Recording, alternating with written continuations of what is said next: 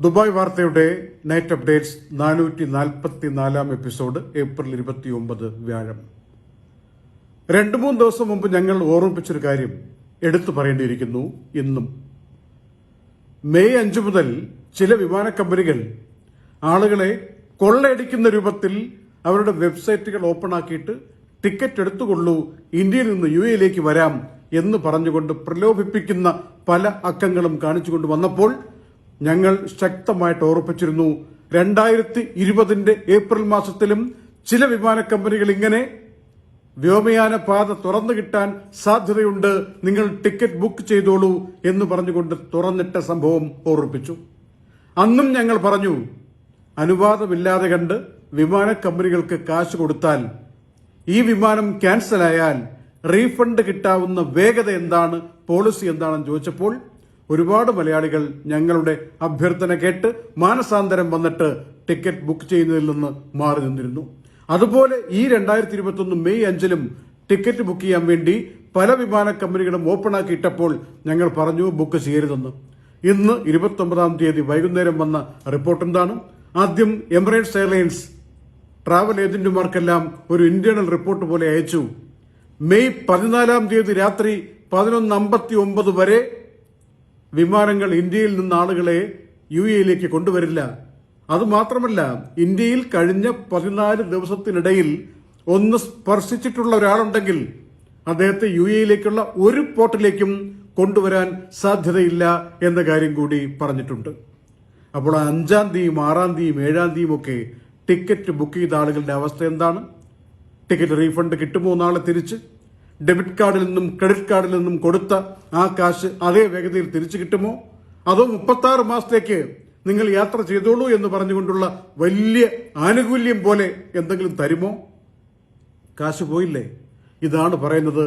ഇത്തരം സന്ദർഭങ്ങളിൽ ഒരു ഗവൺമെന്റ് ഉത്തരവ്, നയപരമായ തീരുമാനം വരുന്നതുവരെ കാത്തിരിക്കുക. 50-ഓ 100-ഓ അധികം കൊടുക്കേണ്ടി വന്നാലും വലിയ കാശിന്റെ നഷ്ടവും മാനഹാനിയും മാനസികമായ ആഘാതവും ഉണ്ടാവാതിരിക്കാൻ വേണ്ടി ഇതൊക്കെ അറിയുന്നതുവരെ 14-ാം തീയതി വരെ തൽക്കാലം ഈ വിലക്ക് നീട്ടി എന്നതിന്റെ അർത്ഥം 15-ാം തീയതി വരുമോ എന്നുള്ളതല്ല, വരാൻ പറ്റുമോ എന്നുള്ളതല്ല. നമ്മൾ കാത്തിരിക്കണം. ഇതിനിടയിൽ സാഹചര്യങ്ങൾ നോക്കിയിട്ടാവും ഇത്തരം കാര്യങ്ങളിൽ മാറ്റങ്ങൾ വരിക. ഇന്ത്യയുടെ സാഹചര്യം എളുപ്പത്തിൽ വ്യോമയാന പാത തുറന്നു കൊടുത്തുകൊണ്ട് ആളുകളെ കൊണ്ടുവരാൻ പറ്റിയ സാഹചര്യമല്ല എന്ന് അക്കങ്ങളിലൂടെ മനസ്സിലാക്കണം. അതാണ് ഞങ്ങൾ ഇടയ്ക്കിടയ്ക്ക് ഈ അക്കങ്ങൾ വലിയ പ്രാധാന്യത്തിൽ പറയുന്നത്. കഴിഞ്ഞ ദിവസം 3,79,000 ആളുകൾ, 3,600-ലധികം മരണം. ഇങ്ങനെ വരുമ്പോൾ ഞങ്ങൾ ഓർമ്മിപ്പിച്ചിരുന്നു, 2 ലക്ഷത്തിലൊക്കെ താഴെയായിട്ട് വരുമ്പോഴാണ് വീണ്ടും ഒരു പുതിയ നോർമൽ ഘട്ടവുമായി പൊരുത്തപ്പെട്ടു പോകാൻ നമ്മൾ സജ്ജമാകുന്നത്, വ്യോമയാന മേഖലയും സജ്ജമാകുന്നത്. മാത്രമല്ല, UAE അടക്കമുള്ള പല ഗൾഫ് രാജ്യങ്ങളിലും രോഗികളുടെ എണ്ണവും മരണത്തിന്റെ എണ്ണവും കുറഞ്ഞു വരുമ്പോൾ സ്വാഭാവികമായും എക്സ്ട്രാ കെയർ വെക്കുമെന്ന കാര്യം, ആ അധിക ജാഗ്രതയെക്കുറിച്ച് നമ്മളൊന്ന് മനസ്സിലാക്കിയിരിക്കണം. നിരവധി വിസിറ്റ് വിസക്കാർ ഇപ്പോൾ UAE വന്നിട്ട് അവരുടെ വിസ കാലാവധിയൊക്കെ കഴിയുന്ന സമയമാകുമ്പോൾ നാട്ടിലേക്ക് പോകാൻ വിമാനമുണ്ട് എന്നുള്ളത് ശരിയാണ്. പക്ഷേ ഭൂരിഭാഗം ആളുകളും നാട്ടിലേക്ക് പോകാൻ അക്ഷരാർത്ഥത്തിൽ ഭയപ്പെടുന്നുണ്ട്. 2 കാര്യങ്ങൾ. ഒന്ന്, ഇന്നത്തെ സാഹചര്യത്തിൽ നമ്മൾ കൂടി പോയി ഇറങ്ങി ആളുകൾക്കൊരു ബുദ്ധിമുട്ടിന്റെ തോന്നൽ ഉണ്ടാക്കണോ? 2, രോഗത്തിന്റെ ഇടയിലേക്ക് നമ്മൾ ഈ സമയത്ത് യാത്ര ചെയ്തിറങ്ങി നമ്മൾ കൂടി രോഗം സ്വീകരിക്കുന്നവരായി മാറണമോ?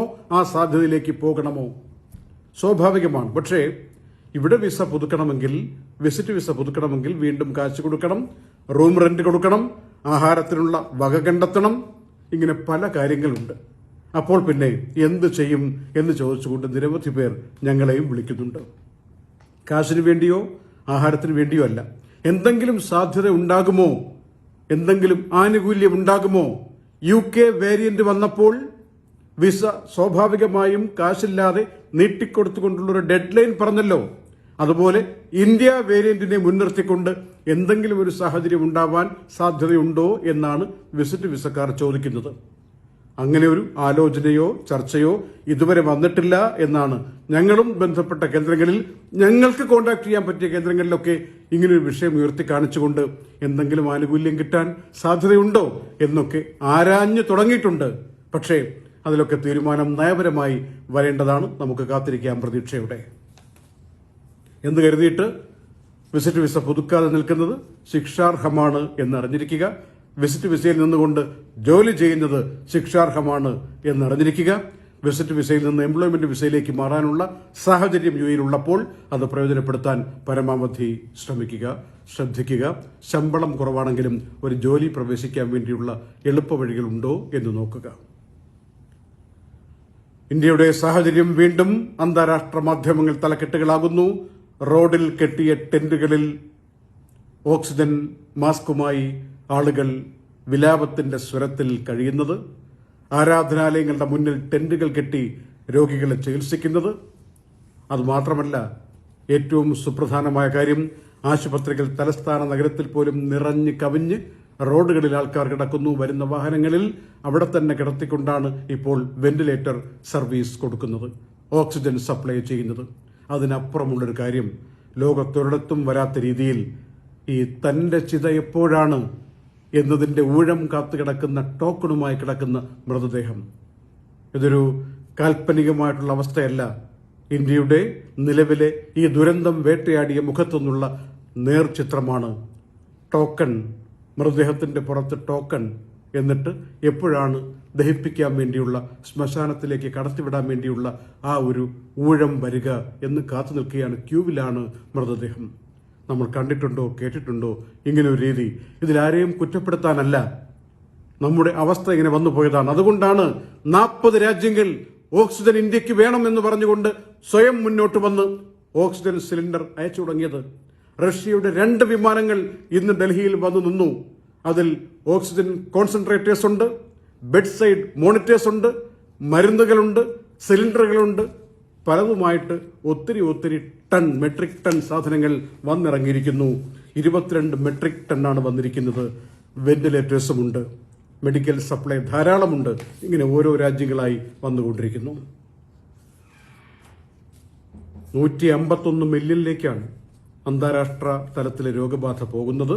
ഇന്ത്യ ഇന്ന് രാത്രി ഏപ്രിൽ 29 വ്യാഴാഴ്ച രാത്രി യുഎഇ സമയം 9 മണിയാകുമ്പോൾ പുറത്തുവിട്ട കണക്കനുസരിച്ച് 3.25 ലക്ഷം ആളുകൾക്ക് രോഗബാധ വന്നിരിക്കുന്നു. 2500-ലധികം പേർ മരിക്കുകയും ചെയ്തിരിക്കുന്നു. ഇന്നലത്തെ റെക്കോർഡിനെ കടത്തിവെട്ടുന്ന വിധത്തിൽ പോകുമോ എന്ന ആശങ്ക ഇല്ലാതില്ല ട്രെൻഡ് നോക്കിയിട്ട്. ഇതിനിടയിൽ എയർ ഇന്ത്യ ആളുകളെ കൊണ്ടുവന്നോളൂ എന്ന് പറഞ്ഞുകൊണ്ട് UK അനുമതി കൊടുത്തിരിക്കുന്നു. ശനിയാഴ്ച മുതൽ മെയ് 1 മുതൽ സർവീസ് ആരംഭിക്കുന്നു എയർ ഇന്ത്യ ലണ്ടനിലേക്ക്. ശുഭകരമായ സൂചനയാണ്. അതിന്റെ അർത്ഥം ലണ്ടൻ കുറച്ച് മെച്ചപ്പെട്ടു വരുന്നു ഈ വിഷയത്തിൽ എന്നാണ്. യുഎഇയിൽ പലയിടങ്ങളിലും ഇന്നും മഴ കിട്ടി, നല്ല മഴ. 4 ദിവസത്തിനിടയിലെ 3ാമത്തെ ശക്തമായ മഴയാണ് ഇന്ന് കിട്ടിയത്. ഒരു വലിയ ദുഃഖവാർത്ത. തലശ്ശേരി സ്വദേശിനി ഡോക്ടർ മഹ യുഎഇയിൽ ജനിച്ചു വളർന്നതാണ്. ഡോക്ടറായി കർണാടകത്തിൽ ഒരു ആശുപത്രി പ്രവേശിപ്പിക്കപ്പെട്ടു. 5 മാസം പ്രായമായ ഗർഭാവസ്ഥയിലുള്ള കുഞ്ഞ്. ആ കുഞ്ഞ് ഗർഭത്തിൽ വെച്ച് തന്നെ മരിച്ചുപോയി എന്ന് വിവരം കിട്ടി. അതിന്റെ ചികിത്സയ്ക്കും മറ്റുമായി ആശുപത്രിയിൽ പ്രവേശിപ്പിച്ചു കർണാടകത്തിൽ. ഇപ്പോൾ ഡോക്ടർ മഹയും മരണമടഞ്ഞു. ആദ്യമൊക്കെ ടെസ്റ്റ് ചെയ്തപ്പോഴെല്ലാം നെഗറ്റീവായിരുന്നു. പിന്നീട് ശ്വാസ തടസ്സം അനുഭവപ്പെട്ടപ്പോഴാണ് അത് പോസിറ്റീവായിട്ട് മാറിയ കാര്യം അറിയുന്നത്. ഏതായാലും തലശ്ശേരി സ്വദേശിനി നമ്മെ വിട്ടുപിരിഞ്ഞു പോയി എന്ന ദുഃഖാർത്ഥമായ അറിയിപ്പാണ് വന്നിരിക്കുന്നത്. ഒരു അറബ് വംശജനെ അലൈൻ റോഡിൽ വെച്ച് ഒരു യൂറോപ്യൻ ഇന്ന് വെളുപ്പിന് റോഡിൽ വെച്ച് ഇടിച്ചിട്ടിട്ട് കടന്നു കളഞ്ഞു. 1 മണിക്കൂറിനിടയിൽ യൂറോപ്പിനെ അറസ്റ്റ് ചെയ്തു. ഇത്രയും വേഗത്തിൽ എന്നെ അറസ്റ്റ് ചെയ്യാൻ പറ്റുമോ എന്ന അന്ധാളിപ്പ് ഇതുവരെ യൂറോപ്പിന് മാറിയിട്ടില്ല. കോടതിയിലേക്ക് കൊണ്ടുപോയിട്ടുണ്ട്. ഇടിച്ചിട്ട് അങ്ങ് ഓടുകയാണ്, നോക്കുക പോലും ചെയ്തില്ല. ഇയാള് അറബ് വംശജൻ മരിച്ചുപോയി. ഏതായാലും ഇങ്ങനെയൊക്കെ ചെയ്യുന്ന ആളുകൾ നമ്മുടെ നട റോഡിൽ അഭ്യാസങ്ങൾ കാണിക്കുന്നു പാതിരാത്രി എന്ന കാര്യം അറിഞ്ഞിരിക്കുക. യുഎഇയിലെ കുട്ടികൾക്കിടയിലും അധ്യാപകർക്കിടയിലും സ്കൂൾ സ്റ്റാഫിനിടയിലും നടത്തിയ ഒരു സർവേ ഉണ്ട്. കുട്ടികളും എല്ലാവരും ഒരേ സ്വരത്തിൽ പറയുന്നത് മാനസികാരോഗ്യ നില തകരാറിലാവുന്ന വിധത്തിലുള്ള ഒരു വർഷമാണ് കടന്നു പോയിരിക്കുന്നത്. ഇനി അത് റിക്കവർ ചെയ്യാനൊക്കെ സമയമെടുക്കും എന്നാണ്. കുട്ടികൾക്ക് പോലും അത് ബോധ്യമായിരിക്കുന്നു. ഈ മഹാമാരിയുടെ ഘട്ടത്തിൽ ഏകാന്തമായിരുന്നു പഠിക്കുക എന്നത് മാനസിക ഉല്ലാസത്തിന് ചേർന്നതല്ല എന്ന്. ഈ ഘട്ടത്തിൽ നിന്ന് നമ്മൾ പെട്ടെന്ന് മറികടക്കാനുള്ള പ്രാർത്ഥന മാത്രമാണ് ഇപ്പോൾ ചെയ്യാനുള്ളത്. ഭാഗ്യത്തിന് യുഎഇയിൽ രോഗബാധ ക്രിട്ടിക്കൽ രോഗികളുടെ എണ്ണം, മരണം, ഇത് മൂന്നും കുറഞ്ഞു വരികയാണ്. കണക്ക് വഴിയെ പറയാം. കേരളത്തിൽ 38,000-ലധികം കേസുകൾ, മാത്രമല്ല 25% TPR ടെസ്റ്റ് പോസിറ്റിവിറ്റി നിരക്ക്. 4 പേരെ പരിശോധിച്ചാൽ ഒരാൾക്ക് രോഗം. 38,000-ലധികം, 48 പേർ ഇന്ന് മരിക്കുകയും ചെയ്തു. ഭാഗ്യത്തിന് ഈ PCR ടെസ്റ്റിന്റെ കാശ് 1,700 നിന്ന് 500 കുറച്ചിട്ടുണ്ട്. ഞായറാഴ്ച മെയ് 2 എല്ലാവരും ഇന്ത്യക്കാർ കാത്തിരിക്കുന്ന കേരളമടക്കമുള്ള, തമിഴ്നാടക്കമുള്ള, പശ്ചിമബംഗാൾ അടക്കമുള്ള വിവിധ സംസ്ഥാനങ്ങളിലെ തെരഞ്ഞെടുപ്പിന്റെ വോട്ടെണ്ണലാണ്. രാവിലെ UAE സമയം 6 മണി മുതൽ ദുബായ് വാർത്തയും വളരെ സജീവമായി സംയോജിതമായ ഒരു ശ്രമത്തിലൂടെ അപ്പോൾ ട്രെൻഡുകൾ എന്താണ്, ഇപ്പോൾ എന്ത് നിലയാണ് എന്ന കാര്യം വിശകലനങ്ങളുടെ ഭാരമൊന്നും കൂടാതെ കൃത്യമായി ആ വിവരങ്ങൾ നേരിട്ടുള്ള ഉറവിടങ്ങളിൽ നിന്ന് നിങ്ങളെ അറിയിക്കാൻ വേണ്ടിയുള്ള സജ്ജീകരണങ്ങൾ പൂർത്തിയാക്കിയിട്ടുണ്ട്. നിങ്ങൾ കൂടെ വരണം. 2019 ലോക്സഭാ തെരഞ്ഞെടുപ്പിലാണ് ആദ്യത്തെ ലൈവ് പരീക്ഷണം ദുബായ് വാർത്ത നടത്തിയത്. ആയിരങ്ങൾ ഞങ്ങളെ പിന്തുടർന്നു, ഞങ്ങളെ പ്രോത്സാഹിപ്പിച്ചു. ആ പ്രോത്സാഹനത്തിന്റെ ശക്തിയിൽ നിന്നാണ് ഇപ്പോൾ ഇങ്ങനെയൊക്കെ ചെയ്യാനുള്ള ഒരു കരുത്ത് നമുക്ക് കിട്ടിയത്. ഏതായാലും നിങ്ങൾ കൂടെ ഉണ്ടാകണം. ഈ മെയ് 2 രാവിലെ UAE സമയം 6 മുതൽ 6:30 മുതൽ കറക്റ്റ് അപ്ഡേറ്റ് അപ്പോൾ തന്നെ കൊടുക്കാനുള്ള സംവിധാനങ്ങളാണ് ഉണ്ടാക്കിയിരിക്കുന്നത്. നിരവധി സ്പോൺസർമാരും ഞങ്ങളെ സപ്പോർട്ട് ചെയ്യാൻ വേണ്ടി മുന്നോട്ട് വന്നിട്ടുണ്ട് എന്ന സന്തോഷ വർത്തമാനം അറിയിക്കട്ടെ. UAE-ൽ 1961 കേസുകൾ, 4 മരണം, 1803 രോഗമോചനം, 17,700-ലധികം ആളുകൾ ഇപ്പോൾ ആക്റ്റീവായി കഴിയുന്നുണ്ട്. Muscat Dubai service Oman air ഇന്ന് ആരംഭിച്ചിട്ടുണ്ട്. ഇനി മെയ് 1, 2, 4 തീയതികളിൽ എമിറേറ്റ്സും ഫ്ലൈ ദുബായും സലാം എയറും ഒക്കെ സർവീസുകൾ ഈ സെക്ടറിൽ ആരംഭിക്കുന്നു എന്ന അറിയിപ്പും കിട്ടിയിട്ടുണ്ട്. അങ്ങനെ ആളുകൾക്ക് അത്യാവശ്യം പോയി വരാൻ പറ്റും എന്ന സാഹചര്യം ഉണ്ടായിരിക്കുകയാണ് ഒമാനും UAE-ക്കും ഇടയിൽ. ദുബായ് വാർത്തയുടെ 444-ാം എപ്പിസോഡാണ്. 444. ഞങ്ങൾക്കത് വലിയ സന്തോഷം നൽകുന്ന ഒരു കാര്യമാണ്. നിങ്ങളുടെ പ്രോത്സാഹനം ഇനിയും ഉണ്ടാകണം. 5-5-5 പോകാനും 6-6-6 പോകാനും അങ്ങനെ നീണ്ടു പോകാനും നിങ്ങളുടെ ഇടപെടൽ ഞങ്ങൾക്ക് അനിവാര്യമാണ്.